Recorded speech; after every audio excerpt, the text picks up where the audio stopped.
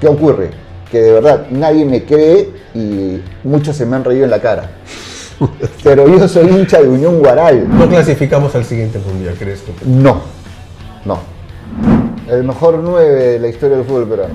Pero, ¿por qué no recordamos que Argentina estuvo a 12 minutos? A 12 minutos de quedar fuera del Mundial de Rusia 2018. Nosotros seguimos viendo a la Federación Peruana de Fútbol, por ejemplo, como si fuera un ente del Estado. Juan Reynoso era prácticamente, casi con unanimidad para toda la prensa deportiva de Perú, el mejor técnico peruano de ese momento. Apasionado por el deporte, especialmente por el fútbol, Daniel Canachiro inició su carrera hace más de 30 años en la radio, donde empezó a foguearse en la cabina. Con el tiempo, dio el salto a la televisión, pasando por ATV, hasta convertirse en uno de los narradores y comentaristas deportivos más reconocidos del país. Vive el fútbol con intensidad y lo hace vivir igual a los hinchas desde la cabina. Hoy, aquí en Chancho Flaco, tenemos a un personaje especial. Una persona a quien conozco hace muchos años y que ha dejado y está dejando huella básicamente en lo que se refiere al deporte nacional. Él es Daniel Canachiro, a quien le damos la bienvenida. Daniel. Hola Marco, ¿qué tal? ¿Qué tal? Gracias por la bienvenida. Daniel? No, bien. A los años que te veo, Sí, pues a los años nos estamos viendo. Está bien, ¿no? Sí. Estás igualito. Estamos igualitos, sí. ¿Y cómo te va? ¿Qué tal la narración? Te escucho siempre narrando los partidos de la liga. Ajá. ¿Qué tal? ¿Cómo va? No, bueno, es el trabajo al que uno siempre se ha dedicado toda la vida, ¿no? O sea, no tenemos en eso, ¿verdad? Casi 38 años metidos en todo lo que es esto, el relato futbolístico, el periodismo deportivo. Lo tenías claro, o sea, siempre lo has tenido claro. Sí. ¿Desde el colegio? Siempre. No, desde antes. ¿Desde antes? Desde antes. ¿Cómo así? Desde antes. A ver, porque es una cuestión más o menos generacional. Tú y yo más o menos somos la misma generación. En nuestra época, ¿qué cosa había para distraerte? Mira, y que yo recuerde la radio. O sea, la radio, uno escuchaba ovación. Claro. ¿No? Entonces, o tenías tu radio, sí. O tenías tu tele, que tenía solamente 3 canales y era en blanco y negro. Cuando se valoraba el alicate, ¿no? ¿verdad? Exactamente, ¿no? El televisor potón. Sí, ¿no? sí, claro. Y en blanco y negro, porque ni siquiera había televisión a colores en esa época, o tenías que comprarte todos los días tu diario, ¿no? O sea, para estar informado, para leer y todo lo demás. Después no tenías absolutamente nada más con qué distraerte. Ahora, si tú salías de ese aspecto, que tenías una pelota de fútbol y nada más, ¿no? Entonces, de ahí nace la pasión por el fútbol, de ahí también nace la pasión por las comunicaciones, en el sentido de que uno tenía una necesidad de informarse de lo que ocurría con el fútbol o con el deporte en general, y eso te obligaba a ejercitar mucho la lectura, a tener mucho oído, por supuesto, para escuchar las informaciones que te generaban a través de la radio y comenzar a despertar la imaginación cada vez que te pasaba un partido de fútbol por televisión. Claro, yo recuerdo, por ejemplo, que me quedaba dormido escuchando, o sea, no por el aburrimiento, sino porque la narración era tan buena, por ejemplo, en Ovación, ¿no? Claro. O sea, quien no ha escuchado Ovación no puede hacer deporte. No, totalmente, ¿no? Es más, yo tengo una anécdota. O sea, el primer sueño, o sea, así vívido que yo tuve, por ejemplo, ¿no? O sea, perdón por el cherry, ¿eh? Pero en esa época, estamos hablando de los años 70, ¿no? Era ir a comer pollo a la brasa en Pollo Hilton. ¿Por qué? Claro, porque lo escuchaba en Ovación, ¿me entiendes? Claro. Entonces, ese tipo de cosas, ¿no? Claro. O sea, te despertaba ese tipo de hasta cosas. Ahora existe, ¿no? Ahora existe, claro. Claro. Yo estoy viviendo a 3 cuadras nada más de ahí también, incluso, o sea que... ¿Qué hay para comer? Claro, ¿no? Entonces, ese tipo de cosas era nuestro internet de hoy, ¿no? O sea, el internet de hoy era eso en nuestra época, porque no había tecnología, no había absolutamente nada más. Yo recuerdo que el Mundial de Argentina 78, o sea, lo vi a colores. O sea, y ese Mundial de Argentina 78 me termina de reafirmar un poco la vocación y las ansias por el fútbol, fundamentalmente. ¿Por qué? Porque decían, ¿cómo voy a ver? O sea, en mi vida he visto un partido de fútbol a colores. Y encima del Mundial, o sea, no ni hablar. Y en esa época, estamos hablando obviamente de la época del proceso militar, estaban prohibidas las importaciones. Sí, claro. Estaban prohibidas las importaciones y había muy poca gente en Lima que tenía televisor a colores, que lo traían de contrabando, qué sé yo, y todo lo demás, ¿no?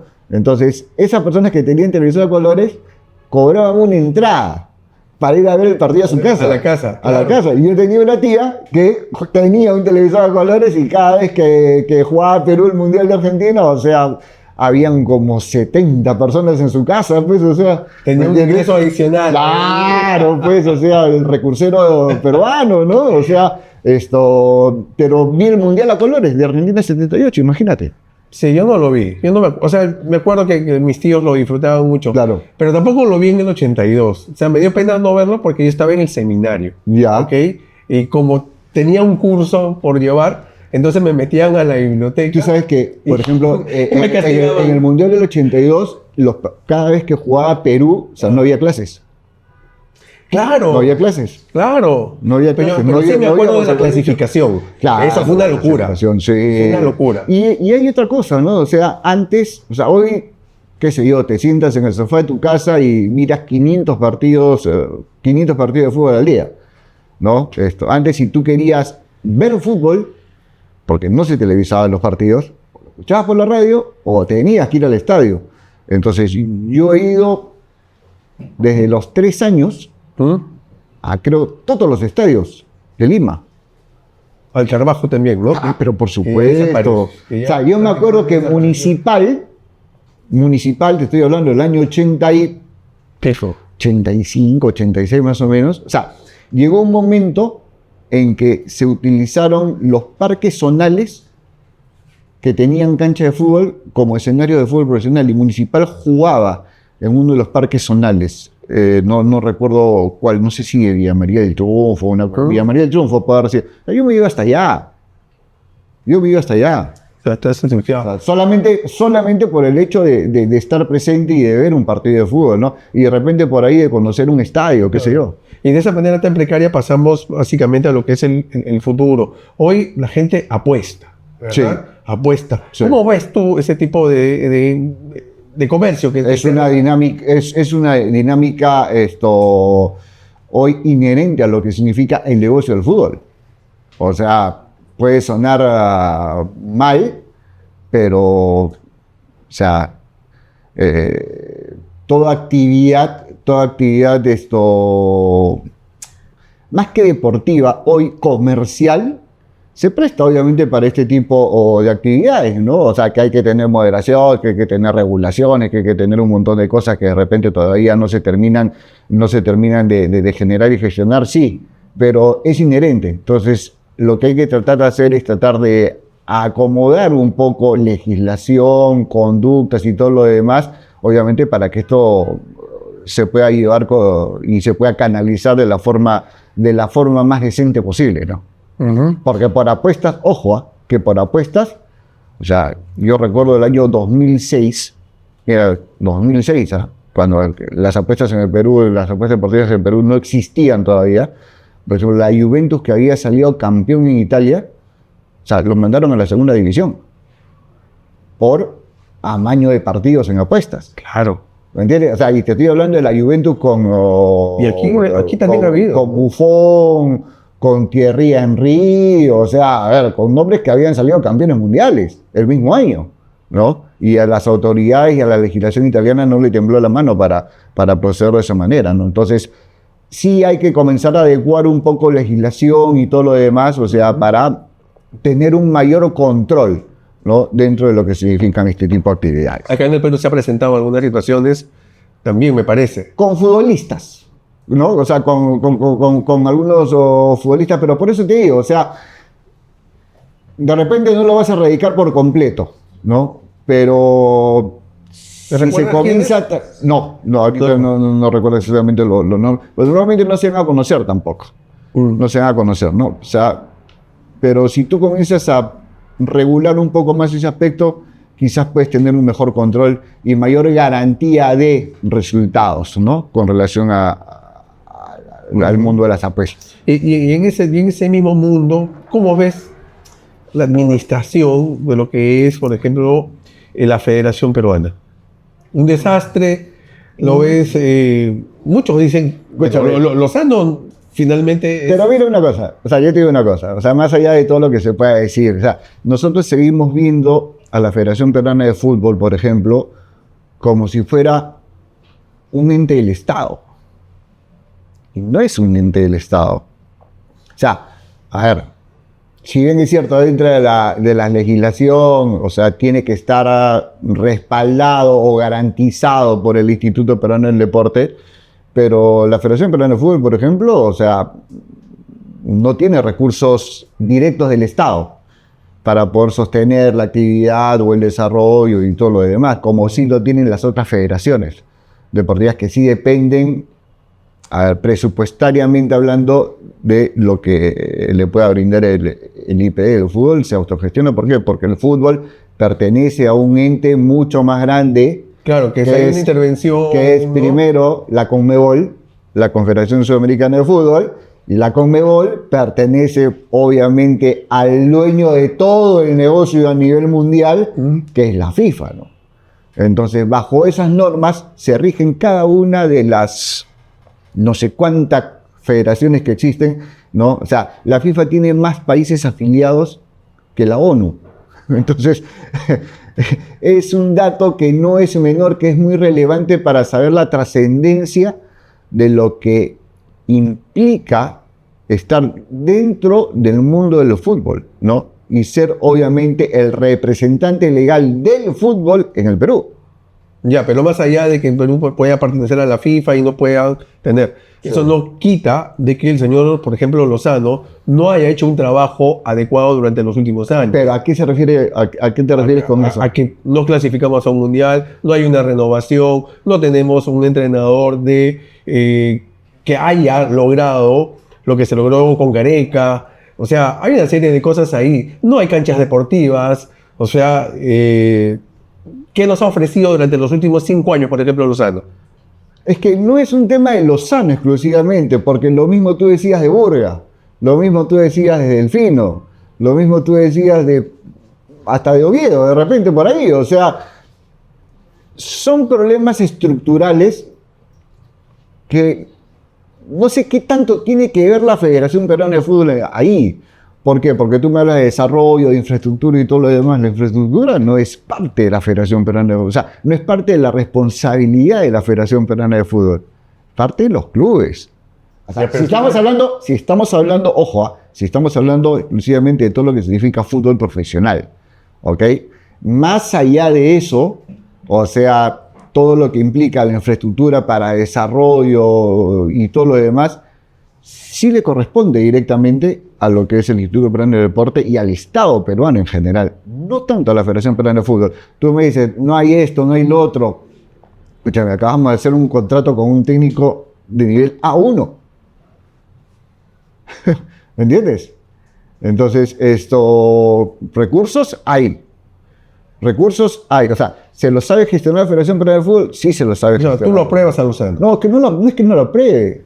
O sea, pero creo que tal cual pasó en el caso de Nicolás Delfino, tal cual pasó en el caso de Manuel Burga, tal cual pasó en el caso de Edwin Oviedo y ahora con Agustín Lozano, me parece que achacarles las responsabilidades de la gestión de resultados a una federación me parece que está un poco jalada de los cabellos. ¿Me entiendes? Porque juegan otros factores ahí. Ya, pero en el caso, por ejemplo, de Argentina. Sí. Argentina siempre clasifica, Argentina siempre está a ver, está un peldaño mucho más allá. Yo te digo una cosa, Argentina. Ok, todos nos quedamos con la foto de Argentina campeona del mundo. O sea, todos nos quedamos con la foto de Argentina de Messi. ¿Ok? Pero, ¿por qué no recordamos que Argentina estuvo a 12 minutos de quedar fuera del Mundial de Rusia 2018? ¿Me entiendes? Con Messi, con todas las grandes figuras del fútbol argentino, con Di María y con todos los demás. En esa última jornada, en donde Perú empata con Colombia y accede al repechaje, ese mismo día, a esa misma hora, estaban jugando Ecuador con Argentina. Y Argentina necesitaba ganarle a Ecuador en Quito para poder clasificar al Mundial. Para poder asegurar su pase al Mundial. Si no, podía quedar fuera.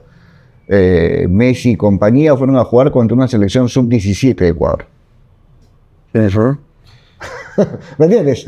O sea, Sí, hay un montón de factores. Claro, hay un montón de factores, pero en el fútbol no gana el que merece, a veces, ¿no? Sí, a veces no gana el que merece, por supuesto, pero O no va al mundial el que si merece. hablamos de gestión, o sea, que esta federación tiene 525.000 temas que no saben resolver, ¿ah? O sea, no estoy excluyendo lo de responsabilidad alguna. Pero, por ejemplo, en lo que sí le compete directamente, la elección de los técnicos, por ejemplo. La elección de los técnicos. Se va Gareca, y cuando se va Gareca, ¿no? Y anuncian a Juan Reynoso como entrenador de selección, ¿alguien estaba en contra? Sí, claro. Escúchame. La mitad más uno ¿De qué? del Perú, o sea... ¿Por qué? No, eso porque después. No, Eso después. No, yo no creo que sea después. Yo Escúchame, creo que muchos... Reynoso venía de salir, de sacarlo campeón a Cruz Azul en el fútbol mexicano, con Yoshimar Yotun en ese equipo. Ya. Termina su participación en Cruz Azul y se viene directamente a dirigir la selección. Cuando anuncian a Juan Reynoso, o sea, todos dijimos, Juan Reynoso... No, los comentaristas dijeron Ese- eso. bueno, Muy distinto a que tú hayas hecho una encuesta. Ok. No, está bien. ¿no? Pero, a ver, Juan Reynoso era prácticamente, casi con unanimidad para toda la prensa deportiva de Perú, el mejor técnico peruano de ese momento. Después que las cosas no le salieron, ese es otro cantar. ¿No? Cuando termine el proceso accidentado de Reynoso, y estábamos con la urgencia de que, escúchame, en 30 días tenemos que jugar un partido eliminatorio, ¿qué hacemos? A ver, alguien podía discutir que Jorge Fossati era el técnico con más respaldo, con más CV, con mayor actualidad, porque acababa de salir campeón con Universitario de Deportes, para poder asumir esa situación de emergencia. Todos estábamos de acuerdo.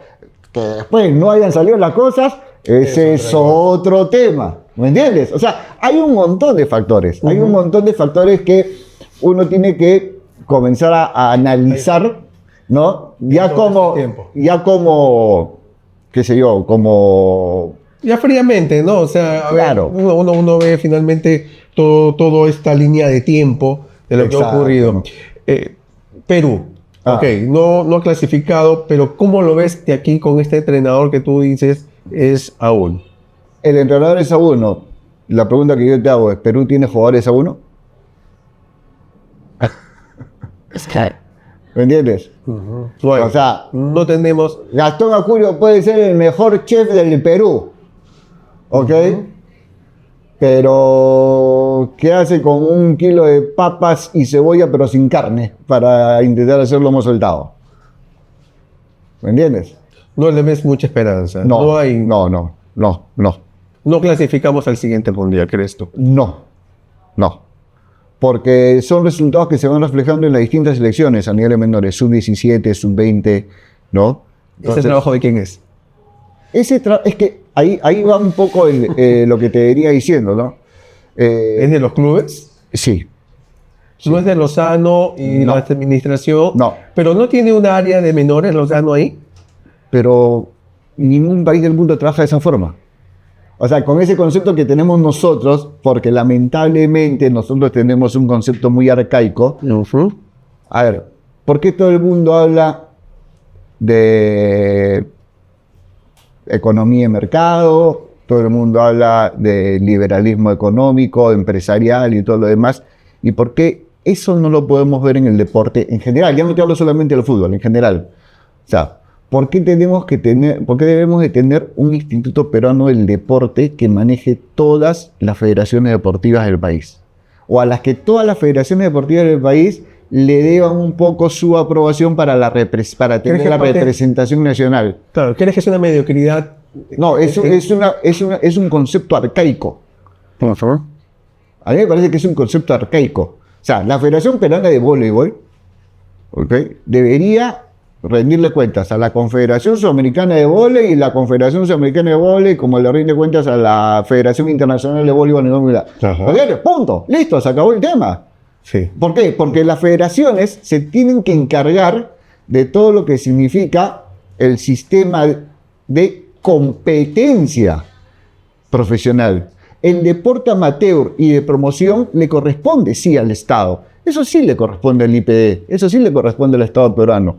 Pero las federaciones, escúchame, las federaciones están para hacer rendir internacionalmente, autogestionarse y generar obviamente toda una división económica, empresarial, deportiva, que pueda generar obviamente la modernización de su actividad deportiva para que no termine de morir. O sea, el Estado no tiene por qué sustentar, me parece, actividades que, por ejemplo, no tienen pegada o que no tienen la capacidad suficiente para desarrollarse dentro de su ambiente, macroambiente, microambiente, como tú quieras denominarlo, ¿no? Y poder ser como es ahora, ¿no? Un negocio sustentable.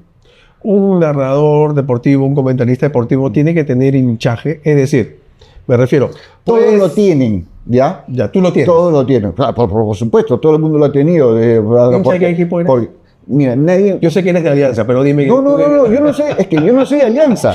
De verdad, o sea, a mí me... ¿Eres de la U? No, tampoco. Porque la gente, o sea, cuando hay Se transmisiones... identifica porque ahora yo soy el encargado de relatar los partidos de la U. En su momento fui el encargado de relatar los partidos de Alianza y todo lo demás. Pero... ¿Molesta que te identifiquen con un equipo? Entonces, ¿por qué no decirlo?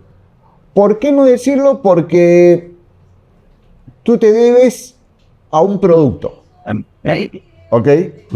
Y el producto, y un producto tan masivo como el fútbol, no va enfocado a un determinado grupo. Va determinado a un mercado global y general.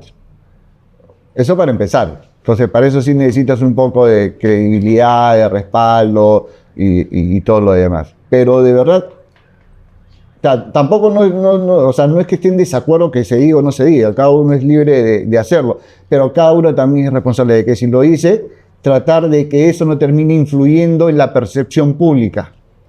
Mr. Pitt, por ejemplo, se lo dice. Bueno, sí lo dice, y está bien.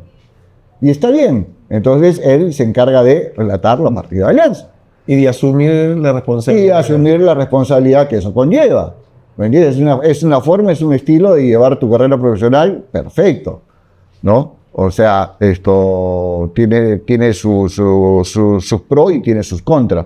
Yo, por ejemplo, yo todas las semanas un partido voy a hacer a Universitario, otro partido voy a hacer a Sporting Cristal, también, ¿no? Otro partido me voy al Callao a hacer Sport Boys. Alianza lo relato por la otra señal de DirecTV en la Copa Sudamericana, o sea, no tengo ningún problema. Ahora, ¿qué ocurre? Que de verdad nadie me cree y muchos se me han reído en la cara. Pero yo soy hincha de Unión Guaral. ¿Ah, sí? Sí. ¿Por qué eres de Guaral? No, mi papá es de Guaral. Ah, por el papá. Mi papá y mi familia paterna son guaralinos. O sea, tú sabes que el norte chico fue el primer punto de llegada de la colonia japonesa al Perú. Ahí va la pregunta. Hace muchos años. Pero mira, para terminar de contarte la historia. El mejor equipo de Unión Guaral se gestó en los 70. Sale campeón nacional, inclusive el año 1976. Le gana a Sport Boys una final en el Estadio Nacional. Y en esa época, los principales propulsores de Unión Guaral eran todos los empresarios japoneses, los empresarios japoneses, fundamentalmente los que se dedicaban a los pollos, allá en el norte chico, o a las haciendas, las naranjas y todo lo demás, ¿no? Eran los principales aportantes. Y yo he sido mascota de ese Unión Guaral, ¿me entiendes? Yo he sido mascota de ese Unión Guaral. Y cuando ya me metí, porque mi primer sueño fue haber sido futbolista profesional, antes que periodista deportivo y todo lo demás, futbolista profesional. Ah, ¿te hubiese gustado ser? Ah, claro, yo, o sea, toda mi niñez, o sea, me enfoqué en eso, ¿no? Me enfoqué en eso. ¿Por qué eres malo jugando? No. sino que me dijeron, no vas a engordar más, chau, a los 14 años. Oye, pero si Messi es chiquito. ¿Ah? Messi es chiquito y le dieron vitaminas y... No voy a hacer, pero en esa, no sea malo, pues, o sea, en esas épocas no existía, pues, o sea... Solamente había frijoles y cosa, pañales. solamente agarraban, te medían el fémur, te medían... no, listo, tú clínicamente no vas ¿De qué querías jugar tú? ¿Ah? ¿De No, qué? yo era arquero. Arquero. Yo era arquero. Sí. Ah, te faltaba batalla además, pues, ¿no? El arquero normalmente debe ir uno... Sí, pero haces un trabajo especial también para aumentar unos cuantos, pero no, o sea, pero entonces, cuando yo tenía pues 11, 12 años, Ah, yo jugaba en el AELU. Y nuestro sueño, todos los que jugamos en el AELU, y queríamos ser futbolistas profesionales, era llegar a la profesional, pero para jugar en Unión Guaral, porque era el club con el que había un acercamiento y había un convenio y todo lo demás, entonces, esa era nuestra ambición, ¿no? Daniel, estamos ya prácticamente en la última parte de la entrevista. Ajá. A ver, hay algunas preguntas, Sí. unas frutichanchos. Ajá. Le decimos nosotros. A ver, lo primero que te venga a la mente. Paulo Guerrero, El mejor 9 de la historia del fútbol peruano. La Padula, La Padula, un futbolista que nos hizo alimentar la esperanza de poder ir a un mundial. Cueva, Cueva. El identikit más, como te digo, más ¿Más vendido? más idéntico ¿Ya? a lo que significa ser un futbolista en el Perú. O sea, de todo. Genialidad, habilidad, técnica, desarreglos, etcétera, etcétera, etcétera. Mundial, Mundial, la fiesta máxima, no te diría del fútbol, de la vida. Lozano, Lozano, simplemente un dirigente. Daniel Canachiro, Un tipo que ha sufrido demasiado en la vida, y que tiene que seguir sufriendo y que tiene que trabajar hasta los 80 años para poder mantener a su familia. Daniel, muchas gracias por No, estar Marquito, aquí, gracias, Chancho Flaco, gracias, por estar sí, aquí sí. y darnos tu punto de vista respecto al fútbol, y es interesante tenerte porque queremos abrir, por lo menos en este espacio que tenemos en el podcast, saber un poco más sobre este ámbito, y espero que no sea la primera ni la No, última. por supuesto. Te vamos a seguir invitando porque Sí. hay que comentar el mundial y eso es importante. Sí, sí. Porque sí, tenemos sí, que sí. aprender, y los futbolistas tienen que aprender a patear al arco. Ah. Yo no sé por qué los futbolistas, cuando están frente al arco, patean de frente en vez de sombrear. Porque acá tenemos un mal endémico, Que se llama. fulmito. Perfecto. Gracias, Daniel. Gracias. Muy amable. Cuídate. Chao. Nosotros será entonces para la próxima. No se recuerde darle like al YouTube, vernos en TikTok, también en Instagram y en Facebook. Conmigo será hasta la próxima. Nos vemos. Chao.